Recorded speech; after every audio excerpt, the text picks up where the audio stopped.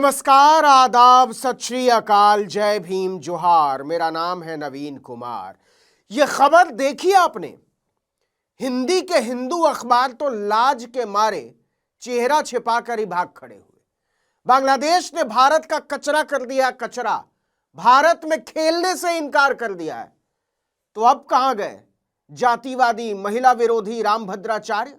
कहां गए देवकी नंदन ठाकुर और वो तमाम नेता पर नेता जो पीछे पड़ गए थे कि बांग्लादेश वाले को आईपीएल से बाहर निकालो? दिखा दो हिंदू धर्म की ताकत। एक कथावाचक लफंगा तो शाहरुख खान को गद्दार बताने पर उतर गया। दबाव ऐसा बढ़ा कि बीसीसीआई ने बांग्लादेशी तेज गेंदबाज मुस्ताफिजुर रहमान को कोलकाता नाइट राइडर्स टीम से बाहर करवा के ही दम लिया। आपको पता ही होगा कि कोलकाता नाइट राइडर्स शाहरुख खान की टीम है और 16 दिसंबर 2025 को अबू धाबी में हुई नीलामी में 9 करोड़ 20 लाख रुपए में उसे खरीदा था। यह किसी भी बांग्लादेशी खिलाड़ी को आईपीएल में लगने वाली सबसे ऊंची बोली थी। मुस्ताफिजुर का बेस प्राइस ही 2 करोड़ रुपए रखा गया था। अब शाहरुख की टीम में एक बांग्लादेशी मुसलमान का शामिल होना था कि छठी फेल कथावाचकों को काम मिल गया। शाहरुख ने बांग्लादेशी को कैसे खरीदा? वहां हिंदुओं का इतना उत्पीड़न हो रहा है। अच्छा, कमाल की बात है कि आईपीएल में उन्हीं खिलाड़ियों को नीलामी के लिए रखा जाता है जिनकी इजाजत बीसीसीआई देता है। और बीसीसीआई में सिक्का चलता है अमित शाह के बेटे जय शाह और उनके मोहरों का। हालांकि वो अभी बीसीसीआई का हिस्सा नहीं है, लेकिन बीसीसीआई के प्रतिनिधि के तौर पर ही आईसीसी का नेतृत्व कर रहे हैं। लेकिन किसी की औकात नहीं थी जो कह दे कि बीसीसीआई ने बांग्लादेशी खिलाड़ी को आईपीएल के ऑक्शन में कैसे रखा। सबकी पतलून गीली हो जाती। तो सस्ता मिल गया शाहरुख खान, उसको गद्दार बोल दो, देशद्रोही बोल दो, शैतान बोल दो, कुछ भी बोल दो। टेलीविजन चैनलों ने भी इस नफरत को खूब हवा दी। खैर, मुस्ताफिजुर को टीम से निकाल दिया गया, सबका कलेजा ठंडा हो गया। लेकिन उसी ठंडे कलेजे पर बांग्लादेश ने लहकता हुआ गरम रॉड रख दिया है। इंडियन एक्सप्रेस ने तो लीड बना दी फ्रंट पेज पर। सरकार को मीडिया के भरपूर समर्थन और हुल्लड़बाजी के बावजूद बांग्लादेश ने भारत में खेलने से ही मना कर दिया, वो भी वर्ल्ड कप में।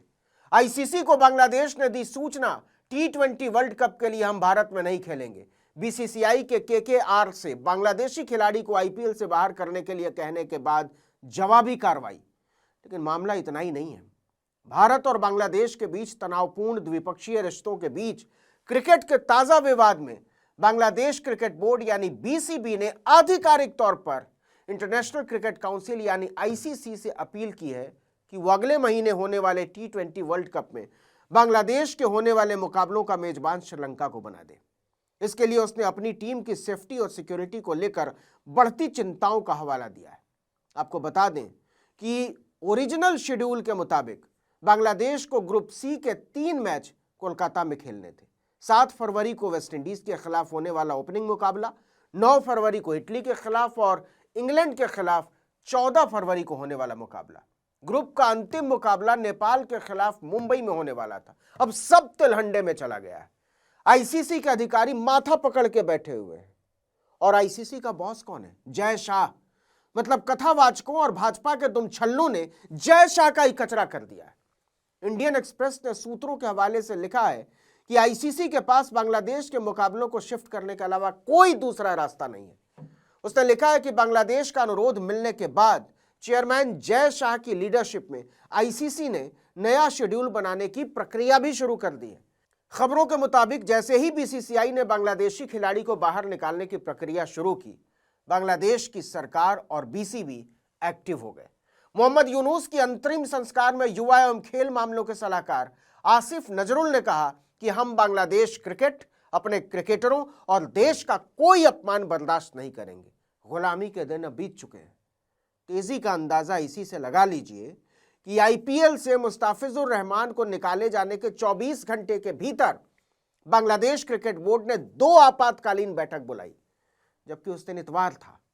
इसके बाद फैसला लिया गया कि बांग्लादेश की टीम भारत में नहीं खेलेगी। बीसीबी ने अपने बयान में कहा कि लंबी चर्चा के बाद हम सब इस बात को लेकर एक मत हैं कि हमारी टीम भारत में सुरक्षित है और मौजूदा हालात में हम उसे खेलने के लिए भारत नहीं भेज सकते। ऐसे में हमने आईसीसी से बांग्लादेश के मुकाबलों को कहीं और स्थानांतरित करने का अनुरोध किया है। इसके बाद खेल सलाहकार आसिफ नजरुल ने बीसीसीआई पर हमला बोलते हुए लिखा कि उसकी नीतियां आक्रामक और घोर सांप्रदायिक हैं। बीसीबी ने अपने बयान में कहा कि बांग्लादेश के खिलाड़ियों, टीम ऑफिशियल्स, बोर्ड मेंबर्स और दूसरे संबंधित लोगों की सुरक्षा के लिए यह जरूरी है कि मुकाबले ऐसी जगह में हों जहां भय का वातावरण न हो। हम आईसीसी से इस पर तुरंत कार्रवाई की मांग करते हैं। मतलब अब दो देश हैं जो भारत में नहीं खेलना चाहते। बांग्लादेश के पहले पाकिस्तान ने भी भारत में खेलने से मना कर दिया था। उसके भी सारे मुकाबले भारत से बाहर होंगे। पाकिस्तान ने तो यहां तक बोल दिया है कि अगर वो सेमीफाइनल और फाइनल के लिए क्वालिफाई करता है तो भी उसके मुकाबले श्रीलंका में कराए जाएं, भारत में हम नहीं खेलेंगे। और अब बांग्लादेश ने भी बिल्कुल यही बात बोल दी है। यह भारत जैसे बहुलतावादी देश के मुंह पर तमाचे की तरह है कि दो देश जिनका जन्म ही भारत की धरती से हुआ है, जिन्होंने आजादी की लड़ाई हमारे साथ लड़ी, जिनके साथ हमने सामूहिक स्वप्न देखे, वो भारत को एक दुश्मन देश की तरह देख रहे हैं। यह शर्मनाक है। और जिन लोगों के दबाव की वजह से यह हुआ है वो उससे कहीं ज्यादा शर्मनाक है। देवकी नंदन ठाकुर और राम भद्राचार्य जैसे लकड़बग्घों की वजह से पूरी दुनिया में भारत की किरकिरी हो रही है। जब यह बवाल शुरू हुआ था तभी कांग्रेस सांसद शशि थरूर ने कहा था कि यह खेल को राजनीति से जोड़ने जैसा है, कहीं ना कहीं अनावश्यक और नासमझी भरा कदम है। इसके परिणाम अच्छे नहीं होंगे। लेकिन कथावाचक लुच्चों को लगता है कि दुनिया के नियम कायदे वही तय करेंगे, जबकि हकीकत यह है कि उनको सभ्य देशों के टॉमी तक उजड्ड और गवार मानते हैं। पूरी दुनिया में खबर आई है कि दो सबसे करीबी पड़ोसी देश बांग्लादेश और पाकिस्तान भारत में खेलना नहीं चाहते। इससे अंतर्राष्ट्रीय मीडिया में नैरेटिव बन सकता है कि भारत में खेल कोई न्यूट्रल स्पेस नहीं रह गया है। यह छवि भारत जैसे लोकतांत्रिक देश के लिए नुकसानदेह है जो इस सिद्धांत पर चलता रहा है कि खेल भावना में दुश्मनी की कोई गुंजाइश नहीं होती। इसीलिए हर खेल के पहले दोनों तरफ के खिलाड़ी एक दूसरे से हाथ मिलाते हैं। ऊपर से भारत क्रिकेट की दुनिया की सबसे ताकतवर आर्थिक शक्ति है। लेकिन अगर दुनिया की टीमें भारत में ही खेलने से मना करने लगे और आईसीसी को मैच की जगहें बदलनी पड़े या हाइब्रिड मॉडल अपनाने पड़े तो सवाल उठेंगे। और सवाल उठेंगे, क्या उठ चुका है, कि क्या भारत सभी टीमों के लिए समान और सुरक्षित मेजबान है?